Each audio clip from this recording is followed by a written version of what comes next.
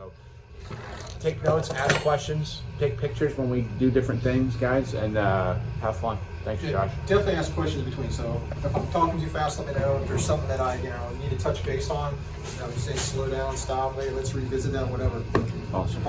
The plan today was really to brew you all, take you through the whole process of us milling in, still water temperature, pH temperature on the water, getting ready for the beer, going through the whole process, and then of course the fun part would have been raking everything out, getting it all cleaned out, because 90% of brewing is cleaning, which will still happen. So as far as like just what to talk about today, just thought about maybe just going over some basics, recipe development, how do we get flavors, where do we get the flavors from, where do we come up with the ideas, how does hops play in that, how does yeast play in that, and then when this is all, once we talk about this, maybe taste a few beers, bless you. We'll go ahead and pull some yeast samples, go look at a microscope and kind of see what does the yeast do, and then take that from there and see what we can do and how we present that in the beer. In other words, this yeast is going to do what, how much of this yeast is going to do what, and how it's going to ferment. And I can say all that with attenuation. So some of the things to think about on beers when you're going to develop a recipe, and I just wrote some things out for myself, but I kind of use it as some ideas is more is better. What have I got? Tweaking. Every beer has a story. And the other one would be the roadmap, and little is more. So more is better is like a lot of things we think about, and that comes in the thought process of like when you're really cooking. You're making something at home and maybe you've tasted something from somebody else. Or maybe you're just getting a little anxious as you're cooking, you're like just throwing stuff in. More is better. Which isn't always the truth, but in brewing beer, we have grist and they make up different percentages. So there's 80, 20, 10, 5, 6 percentiles when you're developing a recipe on your flavors. So maybe you're thinking like, maybe I want more chocolate malt, maybe I want more Vienna malt.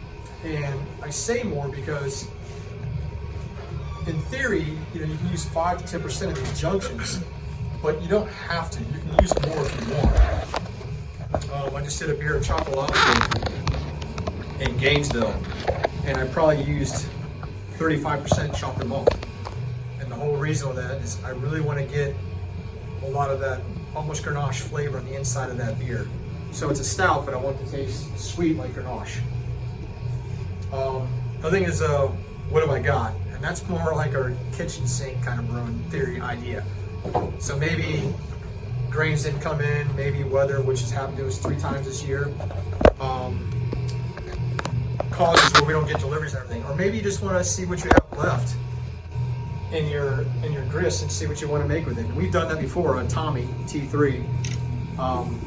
One morning he came in and it was like 6 o'clock in the morning. We were still feeling good that early in the morning.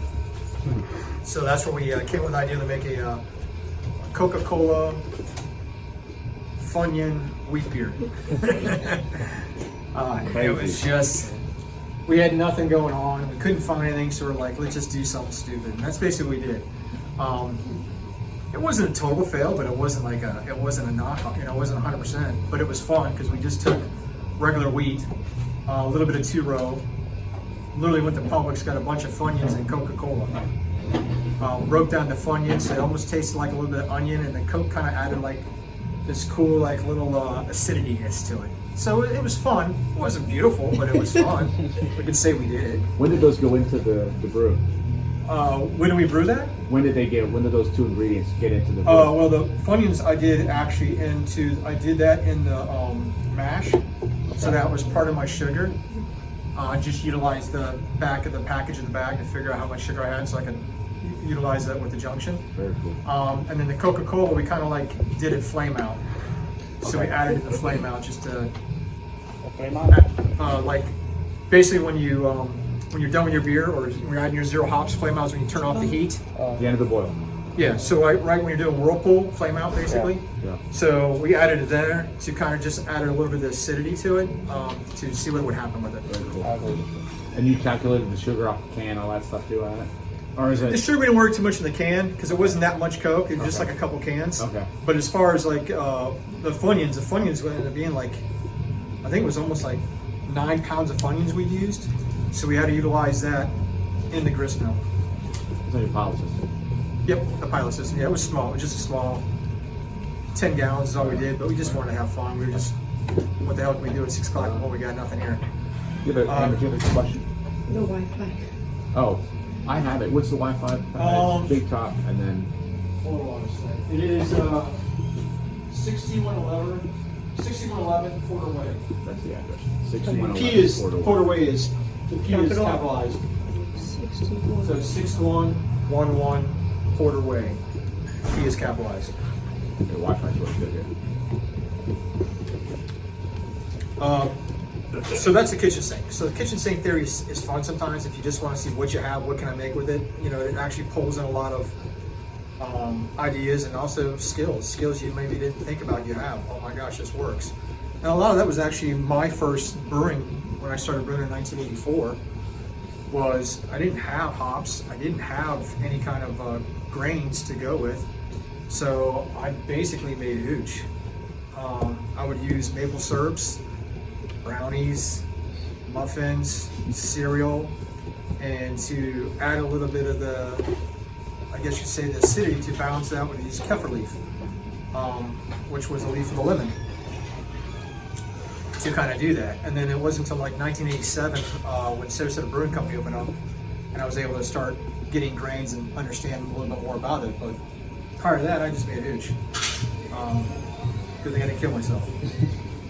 Tweaking is another way we look at. Tweaking is like, let's say maybe you had a recipe you enjoyed, or maybe there was somebody else's recipe you enjoyed, but what can I do to tweak it? Maybe you've gone to a restaurant and you've had a really good chicken dinner or some kind of pasta, and you're like, man, what if I just added this to this pasta? Or what if I just changed this a little bit? That's tweaking. We all do that in our minds, and we all do it in brewing. You know, before we actually get a final recipe, sometimes it could be 6 to 15 times before we get it tweaked to where we feel comfortable with it, and that's what we want to go with. So tweaking is another way of looking at recipe development. That's a good one, and I use it as a chef too, even like at home, like Yeah. like Thanksgiving recipes. I'll find something cool online and I'll just tweak it, make it my own, and it's fun. Yeah, there's nothing wrong with that. And I mean, a lot of brewers do that. You know, they'll go taste someone's beer and go, oh man, I can do this shit. You know, and that's what happens. Or like, if I did this, man, I would do it this way. And that's where that's the cool thing about being in the brewer world and actually, you know, doing collabs with other breweries, because we all share ideas, we all share, you know, certain secrets with each other. It's not, you know, everything's not hidden. Every beer has a story. This is probably my favorite thing. I call this the elephant pitcher. And obviously there's an elephant right behind us, so I can utilize that. So a lot of times, some of the beers I brewed in the beginning and even now don't really correlate as like, how does that happen? How do you do that? Why do you do that? Well, my theory is that elephant behind you. I can draw the outline of that elephant and it looks like an elephant. I can paint it any color I want. As long as you can tell if it's an elephant, I did my job. And that's kind of how I think about that process, because I really pride myself on, if you taste the flavor in our beer, you taste the flavor in our beer. I mean, there's a lot of places that will say it's got apricot, you know, it's like drinking a wine, a fine bottle of wine. You're all gonna have different senses for that bottle of wine, but maybe you get raspberries, maybe you get chocolate, maybe you get blackberries, maybe you get tobacco in that same bottle of wine you tasted. And that can happen with brewing too. But a lot of times people say, you know, it's an apricot ale, but you don't taste the apricot. They're relying on that sweetness, and they're relying on a little bit of the hops to mimic those flavors, to kind of give you that feeling, where we try to honestly put apricot in our beer. Now the apricot might go in 3 different ways. Maybe it's apricot puree, maybe it's apricot juice, maybe it's apricot essence, maybe it's just the apricot skin. When I do a banana beer, a lot of times I add banana skins in my mash, because 60% of the aromatics from bananas are from the skin themselves. So if I can capture some of that process off of that and into the beer, then I'm just adding different levels. And I know Joe does a soup, or you talked about your onions and the different levels of onions and the same food and what you can get. It's the same way with brewing, with different fruits and different vegetables, pumpkin or whatever.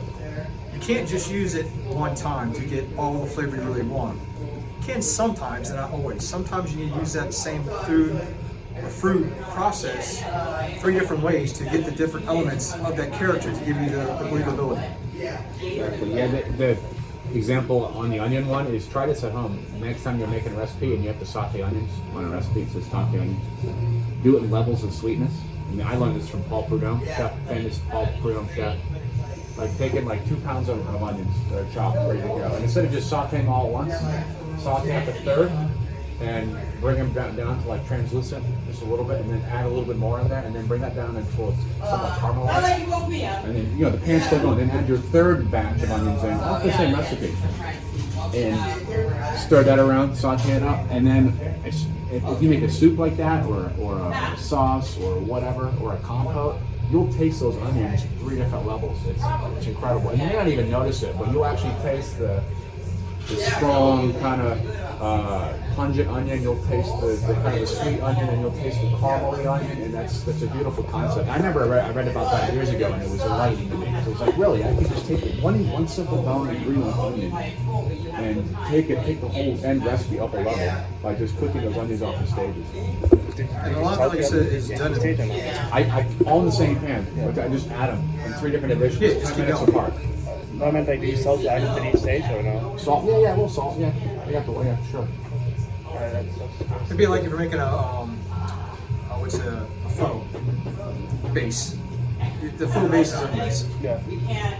and vegetable broth or just water. Or you can take your vegetables, make your broth, add that to it, just to the onions. But that's just the base of it to give you all that depth. So that the same way in the process of beer. So I try to use different components or different fruits or different vegetables and different processes of the actual brewing to give it the believability. That's just my way of doing it. So yeah, I call that like I said, the elephant pitcher. I love it, man. I guess the roadmap would be taste and break down. So sometimes when you want to develop a recipe, maybe you go backwards, work outwards. And I do that a lot of times too. Like really get a chocolate cake. But don't get one chocolate cake. Get 5 different chocolate cakes from 5 different places. Taste the chocolate cake. Each one of those chocolate cakes, what do you pull from that chocolate cake that you like for the flavor? So a good example is the chocolate lava. I used double caramel malt, which gives you really, really cool like caramel flavors, like almost like sugar caramelized, like a caramel in your mouth. So there's some of the innuendos I'm trying to pull off of that, and then Joe's loud. Hey, Joe! Hey, do me a favor, just tone down a little bit. I got class going on. We love you, Joe. Thanks, Josh. Okay. So I used a double caramel malt. That was to give you the caramel flavor. I used white light chocolate malt that a lot of people use. That gives you almost the sweetness of chocolate, but it's not. Then I also used wheat chocolate. So wheat that actually has another smoothness to it, and it's also caramelized almost like chocolate. Wheat chocolate? So wheat malt that was killed so slowly that every bit of the caramelization came out and they got darker and darker, almost like roasting beans. Yeah. That's how you actually, when you're doing the malts, think of it as a coffee roaster. Coffee is green or white, but once you caramelize it through heat, the sugars come through the outside. They give you the color, but they also give you the flavor. So another example would be actually just sugar. When you're making caramel, you don't want to overdo the caramel, but if you do it different processes, the caramel changes colors in front of your eyes. Or if you're doing a brown butter, Oh, that's a good example there. same process. So there's different ways to do it. But what I'm trying to do is trying to get that believability without adding too much of other things. So I want to do real as much as possible. So by using those different chocolate malts in different stages, I'm pulling different sweetness to it. And then to finish it off, I'm using actual cacao nibs. So I'm using those in the boil, so that actually gives you that little silky flavor. Like if you ever had a nice dark chocolate that's got a little bit of sweetness to it, like maybe a 65, and you just taste it, and you can taste that silkiness in with it, and that's what we did. So you had double chocolate malt, you had double caramel malt, white light chocolate malt, Yep. and then Wheat wheat malt. chocolate malt. And those are all like things you can get from the vendor. Yeah, different. You just Yeah, order different. them.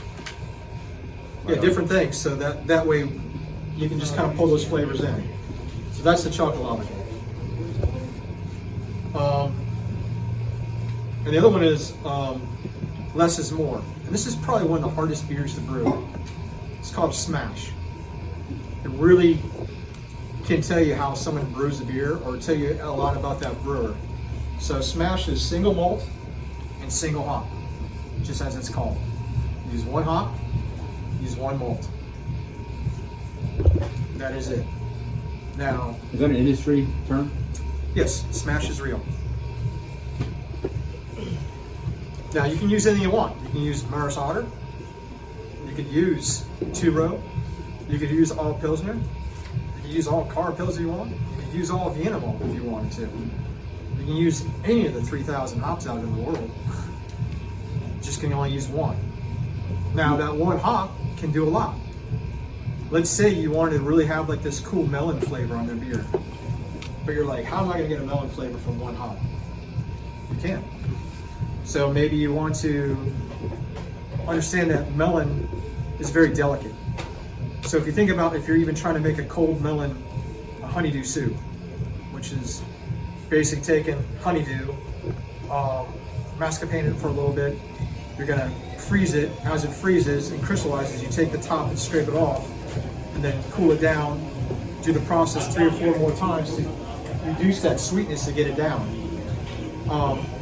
Same thing with the hops. So let's say you use New Helen. So it's got an actual melon flavor essence to it, but to get it out of it, you got to understand that you can't just use it all on the IBUs, which would be the front side, which will explain some of that with this. So with the hops, there's different flavors that can happen on different temperatures. So by understanding that hop, you can actually break it down to where that one beer with maybe a light malt base, so maybe a two-row or even a Pilsner, done to maybe it's a low alcohol, let's say around a 4% ABV, alcohol by volume, and then utilizing the hops to be the star. So maybe use a little bit just to twinge off a little bit of that sweetness to balance that, and then use the rest of it in either the last 5 minutes of the boil or no boil at all, which you can do. I've done a couple no boil hops at all in the secondary only. Wow. So you can get perceivable hoppiness, even though it's not, it's 0 IBUs, but then you get all the flavor and effervescence of the hop itself. So hops just in the fermenter only? That's it. I've done a 0 a couple times. That's pretty rare? Or is that? Some people do it. Yeah. It's all to you, because there's still believability. Even though the hops go only in the fermentation, you can still get a believable IBU, because you still get a little bit of bitterness, but you think it's the hops, but it's really not. Which styles are associated? Did you think work best with that? Hazies. I've done a couple no boil hazies. Hazy IPA? Huh? Wow, so that's a lot of hops you put in the fermenter. Oh yeah, the New England, yeah. That's cool. We should try that. So those are just some of the things that I'm talking about, like styles, like, you know, or how I would actually develop a beer, or what do I think about my process when I'm developing a beer. And the other thing we use is a spider chart, or a malt sensory analysis. And I kind of wrote it here because I wish I had something to write on, because it looks like a spider. So you have sweet, toasty, bread crust, roasted. Bread crust. Bread crust. Bread crust, yes. Wow, I was surprised. I didn't expect to hear that. Why? That is bread crust. So think about grain. Yeah. Have you guys tasted any grain yet? Yes. Yes. First day class. Okay. Well, yeah, you weren't there, but you saw us do it. Yeah. I know. You were there. You were there in spirit. So did you? How many flavors or how many different grains did you taste? I think we had a smoke, we had a 2-row, we had I maybe think 3 or 4. 4. Yeah, 3 or 4. So there's different grains that can actually Yeah, pull off chocolate, like I think. breadiness. Now I'll go a little bit of that. So I'll go through this real fast, and I'll kind of go like how we do our peanut butter jelly beer. You know, it's funny when we're walking around. If you have any to chew on, I mean that's a great descriptor, and that's what you get. I mean, if you chew on like a little malted barley, depending on what he gives you, you'll get that. You'll get bread, different bready, sensory. So bread toast, bread crust. we got burnt sugar, we got malty, caramel, and toffee. So basically, by eating the grains, you just kind of eat them and just kind of close your eyes. And just use those memory senses of yours, like you were sniffing wine or sniffing beer in general. And whatever you think it tastes closer to, you just put a mark. Should we take a picture of that? Is Yeah. it okay to take a picture of that and then Yeah, just definitely, yeah. definitely. Take a picture. My handwriting's not the best. I have a doctorate handwriting. You know? Of course. That's great. This is awesome because there's a center point. And that's important. Yes. And so he's actually thinking of this like a chef, which is what he is really, he's a brewer/chef. I did the same thing with like making a salsa or making a. Have you guys ever had caprese salad? Yes. Mozzarella, tomato, balsamic, basil. The reason why that's so good is because it's balanced. It starts in the center, right? And you have a little bit of sweet mozz, cheesy. You have a little bit of bitter basil. You have a little bit of acidic balsamic. You have, maybe a little more different acid profile on the tomato, and you get a full spider graph like that, and that's why it tastes so damn good. So So- add in texture, and it's even better. Yeah, so when you're tasting it, you just kind of tell yourself, what do I taste? I feel it's got breadiness. So maybe I put it over more like here, a dot. Brilliant. I'm eating a couple more grains, like roasted barley. Oh, this is gonna be roasted. Oh shit, it's gonna be way over here. As you do that, and then all you do is you connect the dots. And you have like a little graph. On that graph, you can decide, okay, now I've got what my flavors are. What am I trying to present to myself? So maybe I don't want that much roastiness. Maybe it's too roasty if I go that route. So maybe I want to make it more burnt sugar. So I can take this, back this off, go this way, and then when I do that, then I can take these notes I've made and I can do my percentages. So I'm gonna do 80% of this, 25% of this, 10% of this, 5% of this, or no percent of that. That's how I do it when I'm doing this. So this other part, burnt sugar, which is cool, is I have a beer I'm doing coming up as a s'more beer. So we're gonna be doing s'mores. So it's gonna be a chocolate marshmallow beer. There will be marshmallows in the beer, but most of our marshmallow flavor is gonna come from the grain itself. By utilizing this chart and getting those burnt sugars. Because the burnt sugar gives you the believability of marshmallows. So by taking certain grains, you can actually pull those off of there. And that's the true trick to really developing a recipe is the believability. How do I balance this and give you what you really want, or how can I get it to taste like I want it to taste? If you could get a beer that has like a marshmallow toastiness without putting any marshmallows in it. I can. Same thing with chocolate. Yeah, this beer tastes chocolatey, but there's no chocolate in it. It's just from the Chocolate yeah, malt, brilliant. maybe a little coffeeness or toffiness kind of pulls in because coffee can pull a lot of sugar or a lot of chocolate flavors without even thinking about it. Think about one of your favorite childhood taste beverages when you're little, lemonade. Why does that taste so damn good if it's a good balance? It has a good balance. It's not all sweet. It's not all sweet. It has obviously good acid. It's a simple balance. If you throw, so those are just two variables. If you throw in a third variable like savory or bitter, that's why like if you put like a little bitterness or like a little rind in your lemonade, it's even better. It blows it up because now you have a third variable and you have more area on that graph. So technically, he's going for a certain profile on a flavor, but he's also going for area. The more area he gets on that graph. That would be my percentages I'm going to use. And that's what I would use. That's great, Josh. So that's kind of like, How's it going? How we doing? Mike Basaha, everybody. Good. that's kind of how I do my think process when I'm developing a beer. Like I said, not everybody does it the same. Everybody's different how they do it, and obviously after this point there's math involved. You have to make the math work or it doesn't work at all. So then it gets us to the point of hops. So the hops, I'll just let you guys, I'll bring this a little closer for you. Beautiful. Hey, look at that. Awesome. So, man, we are truly getting into the mind of the brewer. Josh, this is wonderful, man. So this is actually this was a Father's Day gift I got, I don't know how many years ago. It's grown, and pretty much what the yield is, because like anything in this world, nothing's going to be the same every year. If you look at oranges or blueberries or raspberries or strawberries or onions, tomatoes, whatever, you know, every year there's something different based on what happens. You can treat it the same way.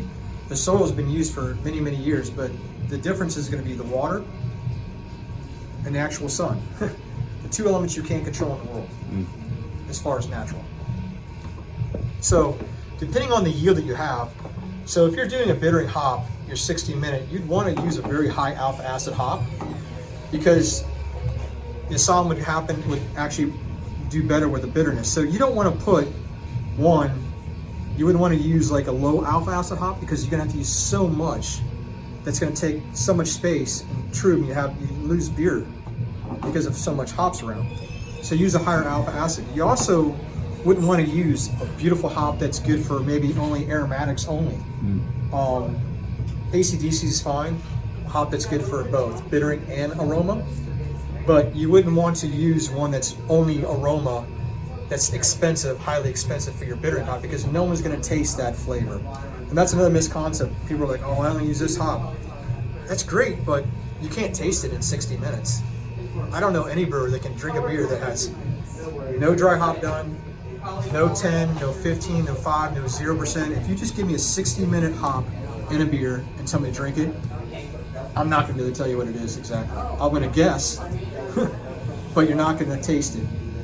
So it doesn't make sense to waste those beautiful hops on that process of the beer. And you guys get that, right? When the hops goes in, like, okay. Hop addition. And it doesn't always have to be a 60-minute hop addition too. So doing the math, you can decide on what you want to do. So you can make a beer at 45 minutes. So some of the beers I brew here, I don't even hop at 60. Some I don't even hop to 45 minutes. There's a few beers where I don't even hop to the last 15 minutes, depending on what you want to do. Right. Usually not for bittering, though. Bittering's all in the beginning. Beginners is the beginning, but it doesn't matter though. Even though I'm only hopping at 15, I can still get bitterness out of that 15. Okay. Decide, or depending on what I want to give you. Okay. So with that, the bitterness, you have different flavor profiles. I kind of let you look it over, because you can get peppery. You got the downside here that can happen too, and that's another thing too. Is like you'll taste beers sometimes it might taste like really grassy or green, and those are just beers that are dry hop that have more of a vegetal on them, so they just sat on the hops too long. Another peppery flavor in a beer might be a coffee beer, a coffee that maybe beer that sat on coffee too long becomes peppery, almost like spicy in your mouth. So there's a lot we can do on hops. Just ask this part, any questions on the hops? I have that picture, PDF. I think it might be in the file section. If not, I'll get it to you guys. But that's that you can find. That's a great chart. It's awesome. And like I said, it doesn't represent all of the hops in the world right now, but this is a mainstream, and it's good so you can kind of see what they are, what they can do, different times, different temperatures, what may or may not happen, what you could or could not get out of it. And that's the other thing too with hops. You know, we get a hop and we get a new one from New Zealand and it says raspberry flavor. Does it have raspberry flavor? No. Can it have raspberry essence? Yes. Do we know what part of the raspberry essence we get from the hop? No. That's where you have to experiment. And so a lot of times when I do hops and they're brand new and I don't know anything about that hop, I just take water and I do different temperatures of water. Hot when I have a new hop and I don't know what it tastes like. I don't know what the aromatics or aroma is going to be, or even the bitterness really. What am I going to get from it? So I'll just take different temperatures of water and just, like I said, hot, medium, not so hot, and ambient. Because that's kind of like, tells you like at a 60-minute boil, you could have another one at a 15-minute boil. Maybe you have one at ambient is more of a dry hop atmosphere, so you can kind of see what you're gonna get. So I just take the hop pellets and I just put them in each one and make almost like a hop water. Just stir it up and then taste it. What do I get from it? What do I smell from it? And then at that point I'll decide whether or not how much I want to use and how much do I really get from the description they're telling me. Because you don't always get those descriptions. I mean, it's like when you, I don't know, maybe you look at a new app on the app and it says it does this and does that, and you go read all the it doesn't do any of that shit. You know what I'm saying? So you don't know. And nothing comes with 100% directions in life at all. Everything is just a roadmap. You know, just got to take your own personal perceptions and see what you get from that. And the thing is, like, we'll do it with a couple people because they might get the strawberry and I don't. And that's the other thing too. You know, we all have our own different senses and our own sensory levels, so we all can experience different things. And that's where, when we drink a beer, you know, we really try to get as many people as we can to drink it. What do you taste? What do you think? What do you feel? How do you get? I know you guys. I mean, this is our stuff we use just for like packaging, appearance. We have different things. You know, what do we get from the beer? You know, how many people have gone through it, tasted? You know, do you get what you think you're going to get? So like you said, like that's room temp water. You're testing all those. Some are very hot. Some is not so hot. Okay. Just different temperatures of water, so I can see what the flavor, what's going to come out of what. Gotcha. Because everything's different. You know, you think like when you drink a stout, you really don't want to drink a stout at 40 degrees. You want that stout to warm up. You want it to get to about 65 degrees. You want to be able to taste that stout for what it is. It's going to have more flavor. It's going to feel a little warmer. It's going to warm you up a little bit. The hops are going to taste different in it. If it's got chocolate in it, it's going to taste more chocolatey.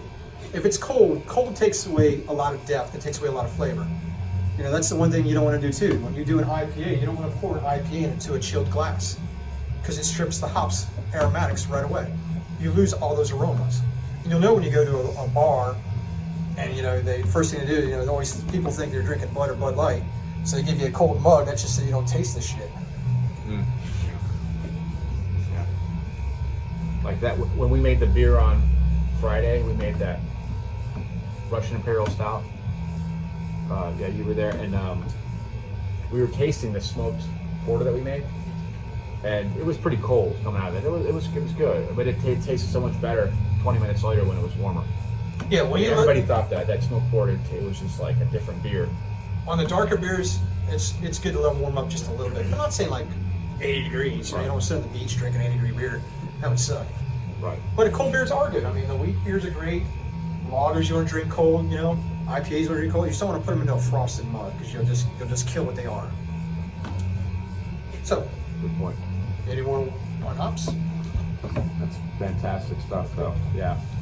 I'll put that up. That'd be a good thing for me to do in class, either with these guys or in the future, is with the hops. Definitely. It's different. And then they're obviously just kind of smelling them. Yeah, you're smelling them and just put a couple in Yeah. and drink it and then taste them. What do you taste? Yeah. Definitely. Great. So the other thing is going to be the yeast. Obviously, in the brewing world, yeast is God. It turns wort into beer. As in, someone turned water into wine. So there's ale yeast and there's lager yeast.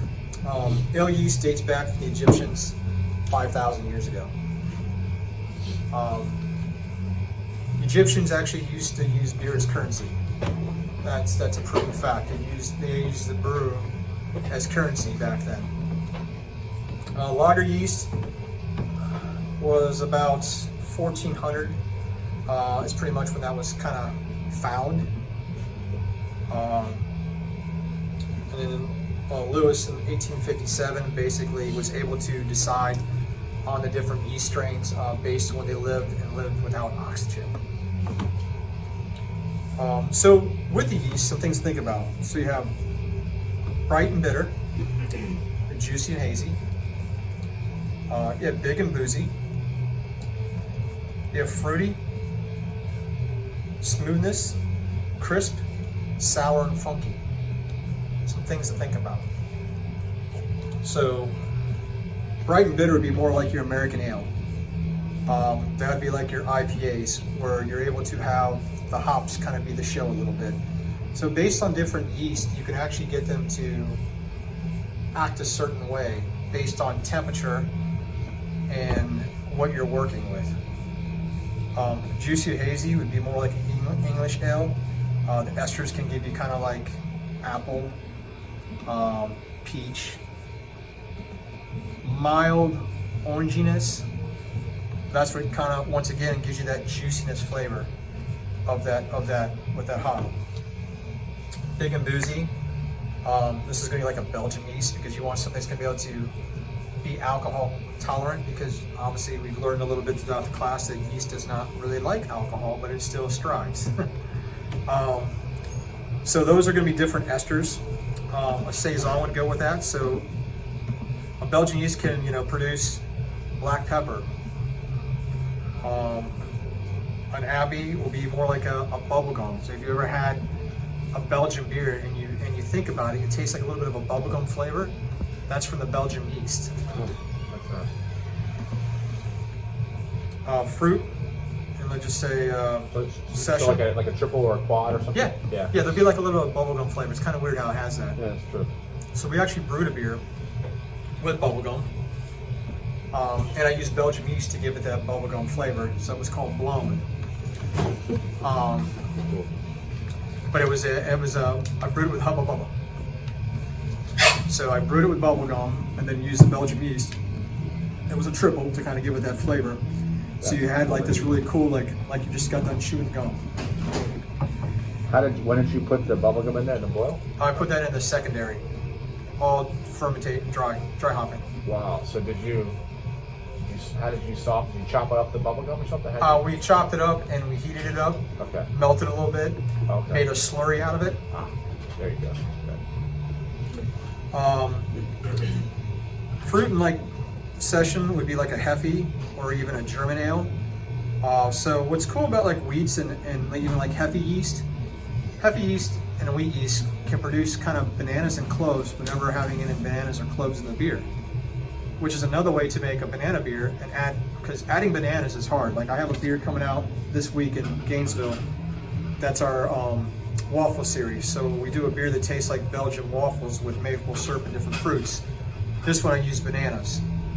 So we used almost 600 pounds of bananas in this beer, along with taking the yeast, just a regular wheat yeast, stressing it out a little bit at a higher temperature so that it would produce banana essence without ever having bananas in there. So just understanding what you have and what you can do with it. A smooth lager would be a Bohemian lager. Really kind of maltiness, soft but bounces with the hops, so it's not overdone. A crisp lager would be American lager. Once again, just really crisp. Really not too hoppy, less maltiness than you would the Bohemian. We have one of those on tap right now. And then Sour Funky is my favorite, because you really can do some cool things with sour beers. So I have soured beer once with sauerkraut. I do a lot of souring now with just Siggy's yogurt.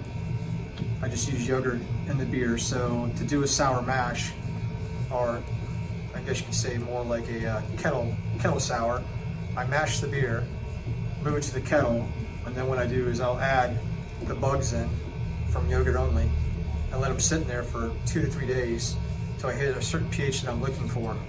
You said the bugs? Bugs, yeah. Yeast. Oh, yeah. But I mean, in lactobacillus, Yeah. which is in yogurt, live cultures only. Oh, yeah. So you gotta get the right yogurt. If you get the wrong yogurt, it might be pasteurized. Correct. Right. Can't get the wrong It's yogurt. got wild yeast. You gotta get wild like yogurt. like a gut belly yeast, you know what I'm saying? Yeah. Yogurt. So you want to live bugs. Similar to kombucha. Yeah, almost something like that. Almost, Yeah. yeah. Almost something like that. So you said you mash in, then you add the yogurt. Well, I mash in and then obviously get it to the boil. Okay. There's a process you need to do to, one, sterilize the tank so that way no wild yeast gets in there, because you still want to harbor what you have, and then add your yogurt or lactobacillus strain if you want to use one. I tend to use the yogurt myself. What time do you keep it? So you boil it and chill it down?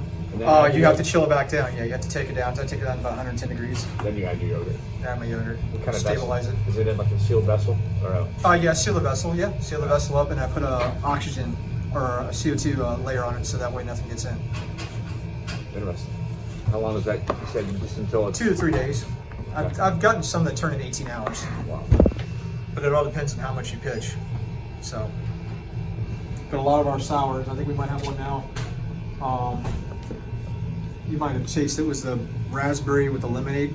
Oh yeah, that That was all yogurt. was great. So it gives you funkiness, but it's still clean. So there's different ways you can do foam. Like we did a wild beer at USF, where we took students and we inoculated using your flower botanical garden at USF campus in Tampa. So I went there and basically had a bunch of mason jars, and I shook flowers, I picked sticks off the ground, threw them inside the beer, inoculated all those little separate ones. And then I had one over here that was starting to be pitched on SO5. So basically what was happening is we were trying to create a house for it. So we knew that we could get the yeast to start going. And once it started going, once we introduced a non-healthy wild yeast, we knew the wild yeast would latch onto that and go wild even more because it had a host to take over everything. And we did that. We did a wild, that was That was great, man. that was a Chardonnay. Chardonnay rose. Yeah. So we made it because we actually added grape skins in there too, and we made it like a rosé wine, but it was a beer. It was super clear. It was almost like it was very little color. It almost Very looked like light. a Chardonnay. Yeah, it was clean because it was only like 6 months or so. Yeah, and I think, weren't you trying to connect with wine drinkers that didn't really? Well, that was for one of the things we did. Yeah. You had a bunch of people coming that were Fundraisers, wine okay. drinkers, so That's we were right. trying to appeal to them because not Yeah. all wine drinkers will appreciate what's in beer. Not all beer people will appreciate what's in wine. Yeah, no, that was a good one. So, and the other way you can do a wild too is Brett Thomas. So we'll do that sometimes, not here, but at different locations, because Brett gets pretty wild.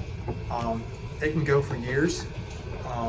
It could take 2 years for a beer to calm down once it's on Brett.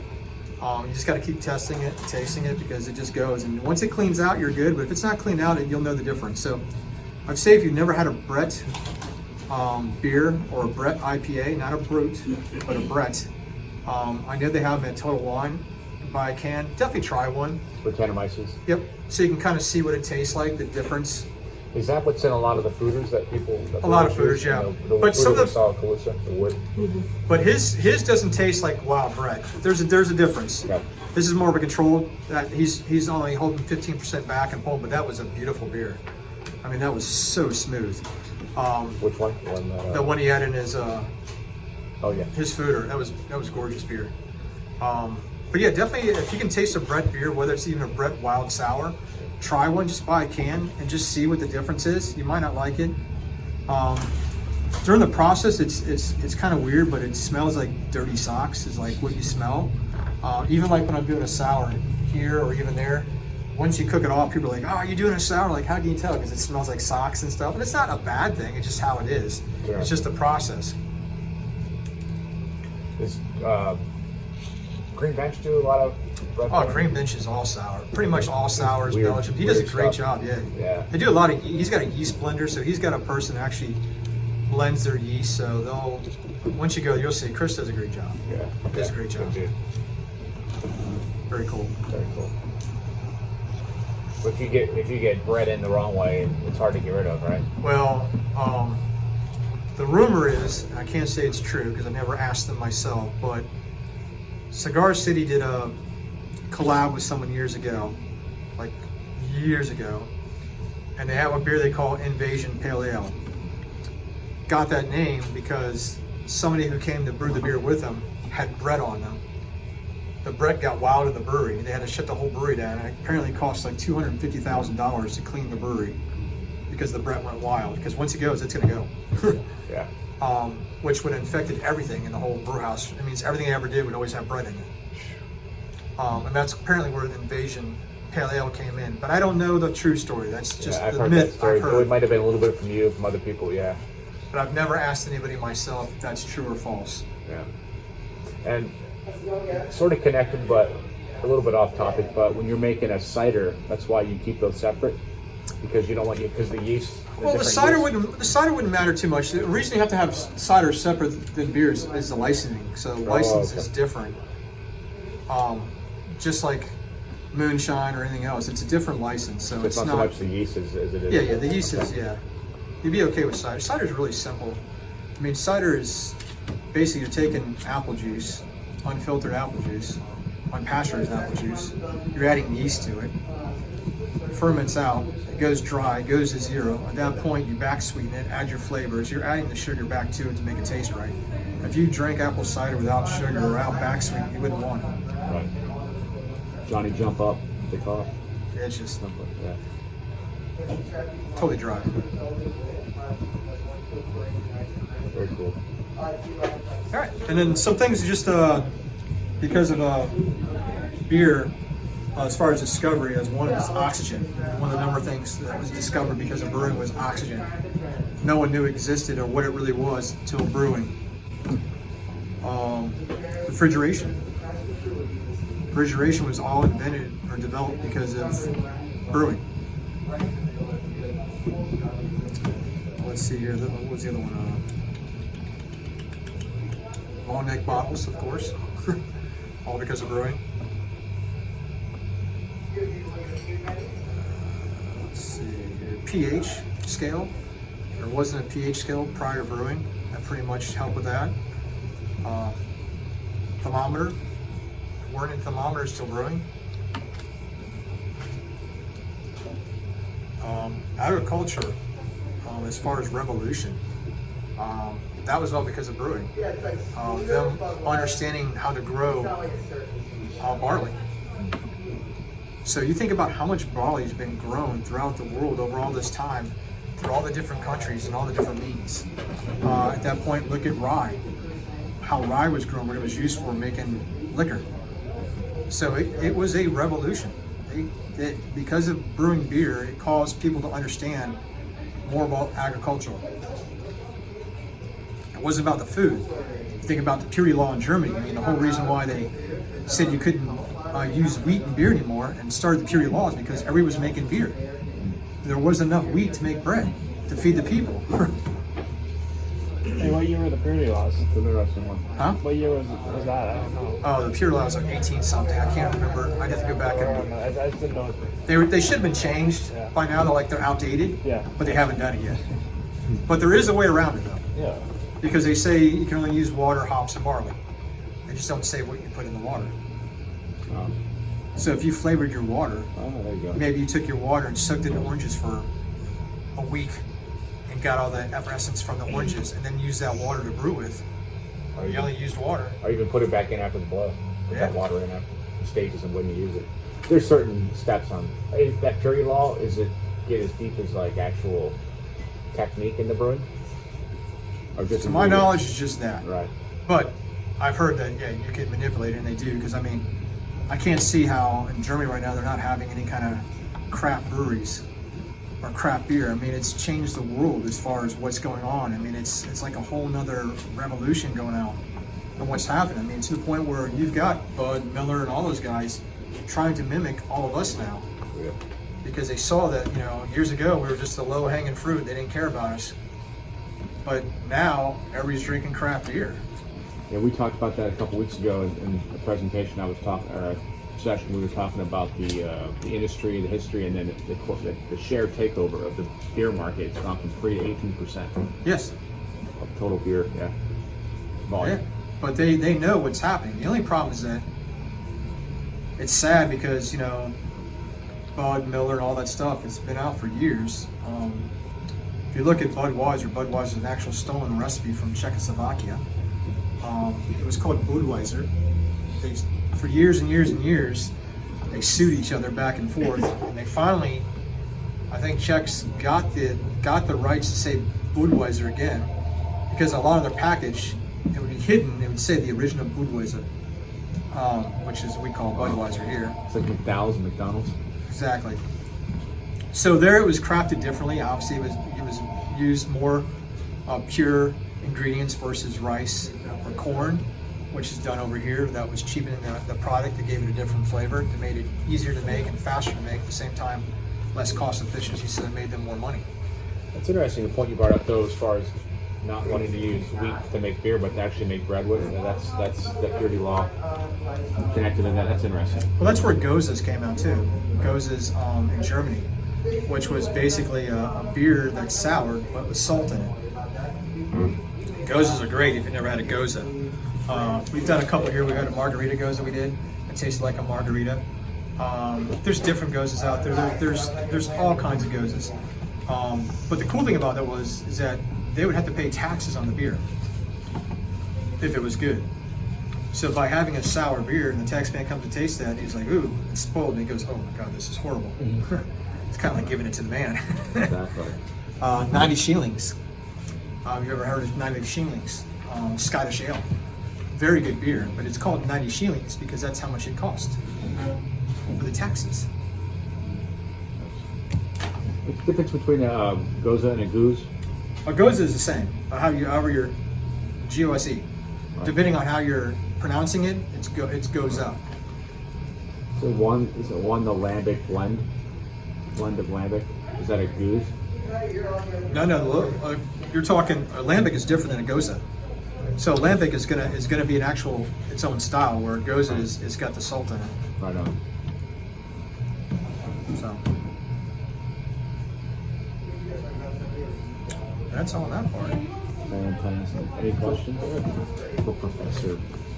Thank you. No, I'm not a professional. No, that was Amazing. awesome. That was great. The old is gonna be kind of nasty looking.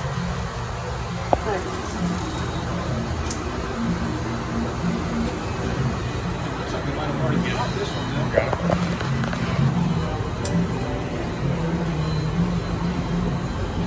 Alright, so this has been dropped one time. So let me see what's left in this one. So what do you use the two separate ones for? Just So- double time? So this is a standpipe. So this pipe here goes up taller. Okay. So this is the drain. So this, as you pull down, the yeast will go below that. So when you grab the beer, you have the beer. It's a racking arm, basically. So you have different ones that have racking arms that you can adjust. So like the one you have at your place has a racking arm. So when you touch it, if the arm's all the way down, then the arm's down. And as you move it up, it's up like this.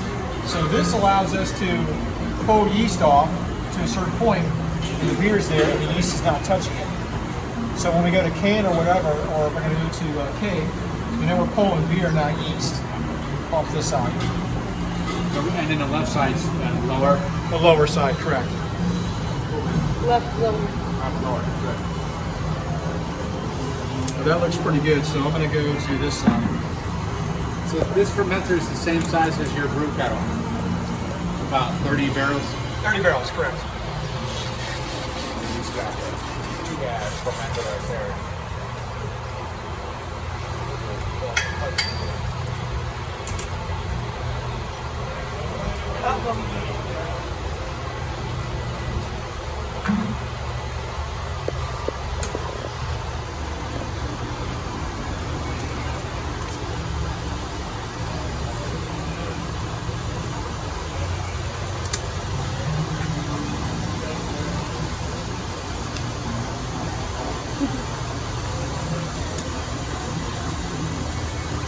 Can't tell what he's caught already, so I'm trying to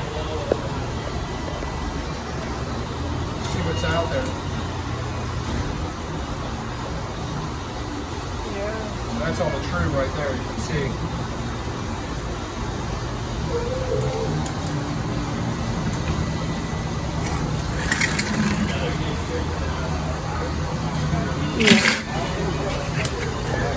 Actually shot. It's good though. Okay. Yeah, but Oh, did I get you? no. Okay.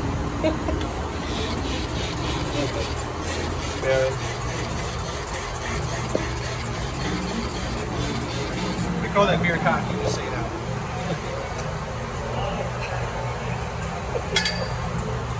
It's alive.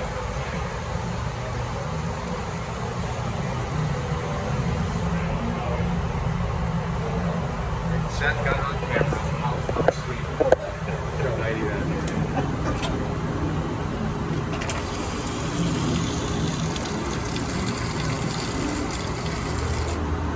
Alright, so we're going to try and get the better stuff. So you can kind of see the different colors of the yeast. How that was like really, really dark. And this is kind of lighter, like a creamier. That's what we're going to want to catch, is that creamy part.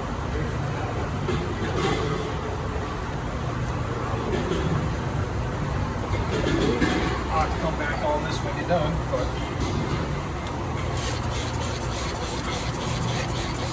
That's just your old Star Sand, right? yeah.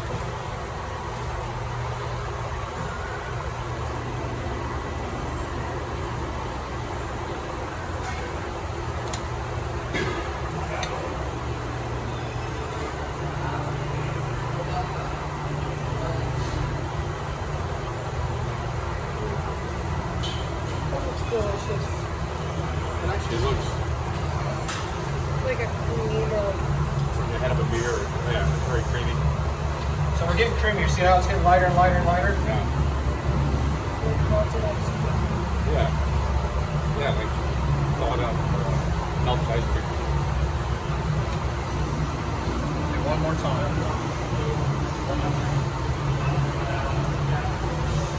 And what does it mean by getting it lighter, making it lighter? You're looking for just I'm just looking for the purest part of it. okay.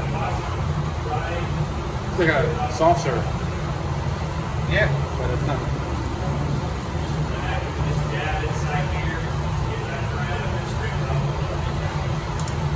All right. That should be it for our now.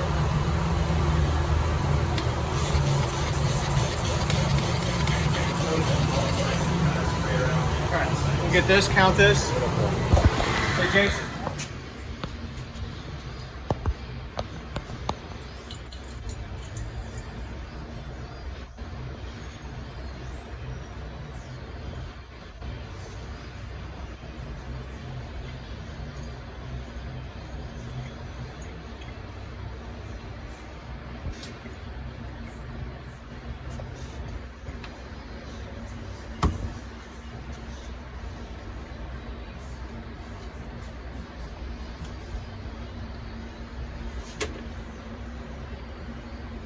A little bit off.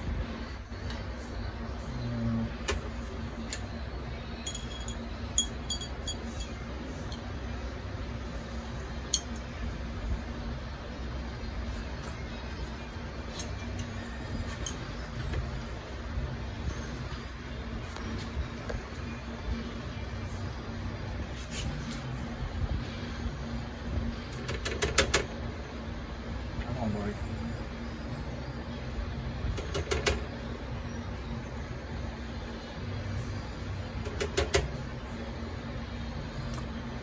Call it. It's nice. Yeah.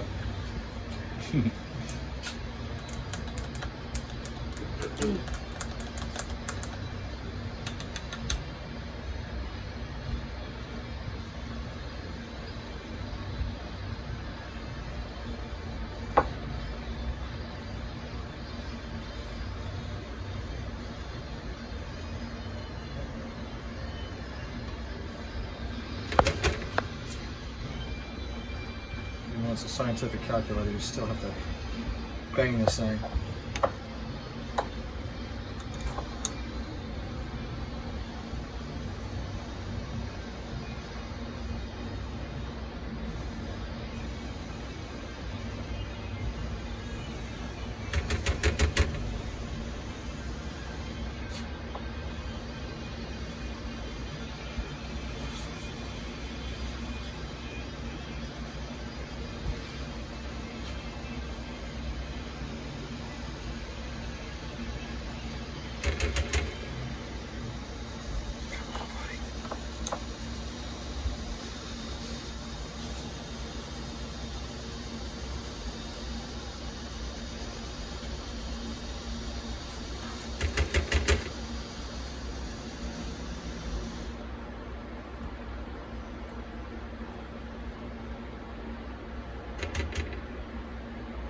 Almost there.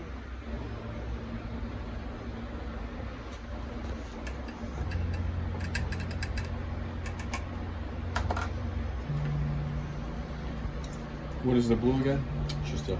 Let's try it. It's gonna tell us what cells are dead.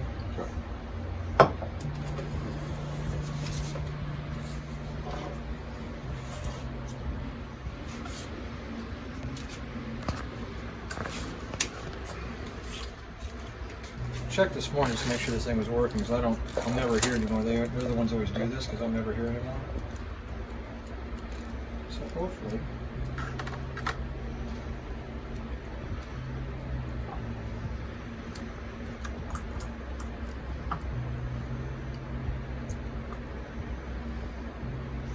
Hopefully my equipment's working.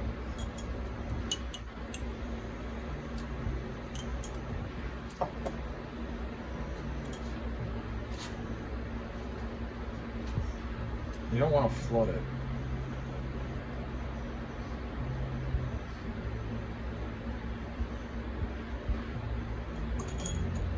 So let's see if that works.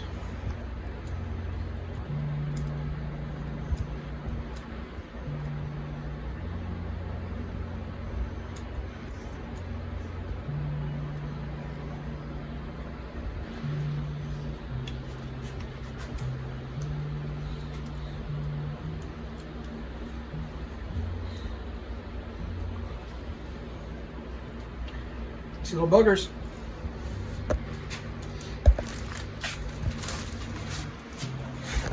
You're good. You're fine.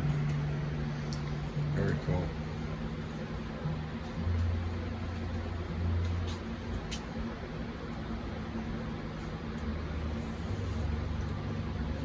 All right.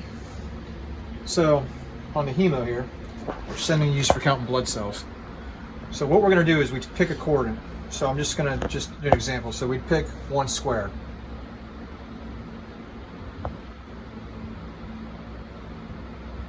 Back. So there's 5 quadrants, depending on where we're at. All right, so that's the edge, as you can see. And there's 2 lines there. So those 2 lines, you never count between those 2 lines. Let me just kind of see where we're at on this side.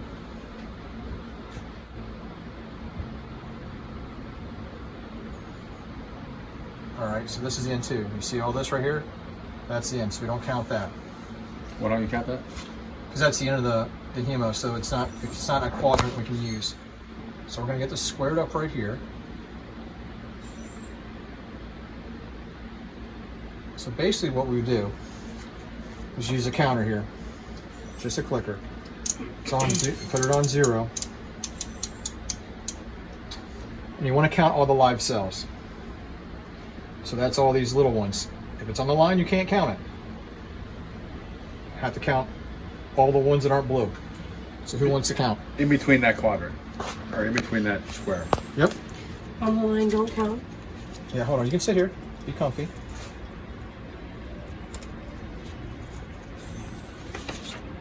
Use my pen.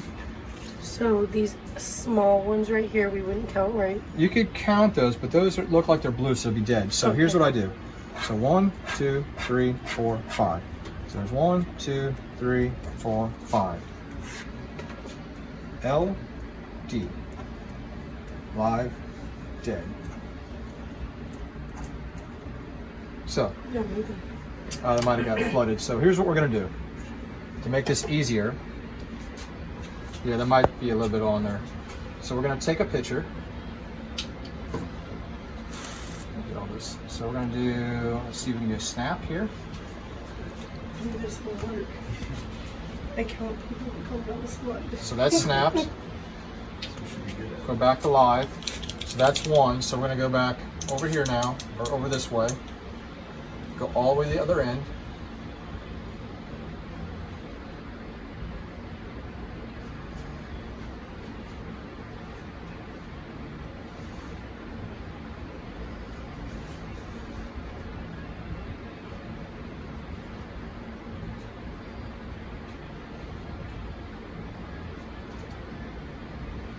Right there. I'm going to snap that one. Back this way. Now we're going to go down.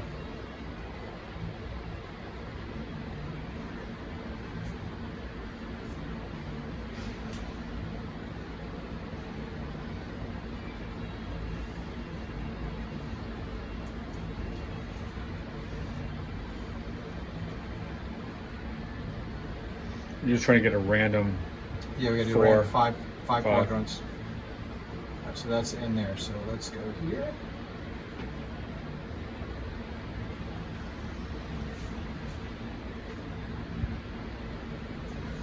Snap that one. Alive. Yeah. Sure. I'll show you what he's going to do. back this way.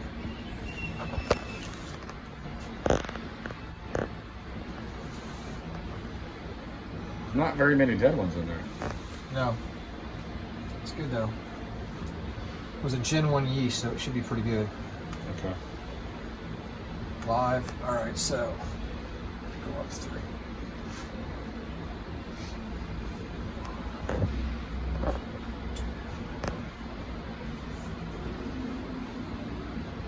And we're gonna have divided, and then our brew volume. So based on our brew volume, we're gonna do 930 gallons, which is normal.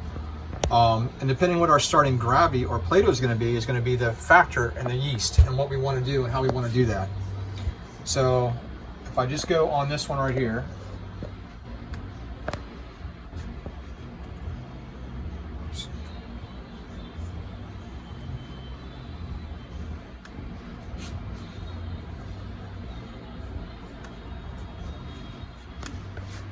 that's at a 13 Play-Doh, so that's like a monk beer. So let's say if we were to go to Ashigang, which is like a 21. 21 is the Play-Doh. starting gravity. Yeah. Okay. Volume of yeast in pounds is 46. That's what you need. Mm-hmm. And then the viability is Still at 95. The viability of yeast is already there. It Okay. hasn't changed. okay. So the desired yeast count. So that's how we would figure out how much yeast we need based on weight. So we would take that yeast out of that tank, put it in a vessel, and weigh it on a scale after we counted the yeast. So that way for the brew that we're going to do that day, we would know how much we needed for weight. So that way we know how we could reproduce that beer in That's consistency. interesting. And then, so this would be for the second generation. Or third or fourth. Right. Yeah, That's you wild. can keep going through. So like coming up on third generation, maybe it needs 66 pounds versus because the viability is to be less than what it is now So the- because on a Gen 1. So the whole reason I'm doing this is to figure out the viability, which will then Correct. dictate will dictate how much you need to weigh to For the put next back batch of in beer. the next batch of beer. Correct. There we go. Beautiful. How often do you get the ability every time? Or? You have to do it for every brew. So, yeah, you don't want to go into a brew blind Yeah. unless you're using fresh yeast.